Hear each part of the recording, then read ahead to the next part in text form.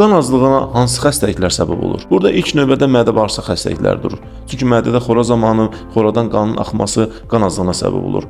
Əgər xoradan qan şiddətli axsa, bunun xəstə məlumatı olur. Təbii ki, nəcisdə qaralıq ola bilər, hətta qan qusma ola bilər və xəstə məlumatı olur. Amma qan çox zəif axarsa xoradan aylarla xroniki qan azlığı yaranır, onu xəstə bilmir. Hətta nəcisdə gizli qanla aşkara çıxır və ya endoskopiyada məlum olur.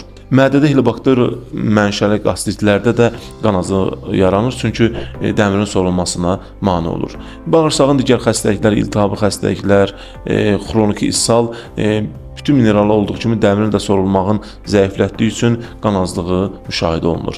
İkinci yerdə böyrək xəstəlikləri durur. Çünki qanın yaranmasını stimulə edən eritropoetin hormonu böyrəkdə sintez olunur. Böyrək xəstəliyində, xüsusən də böyrək çaşmazlığında bu hormon çaşmamazlığı qan yaranmasına mane olur və qan azlığına səbəb olur.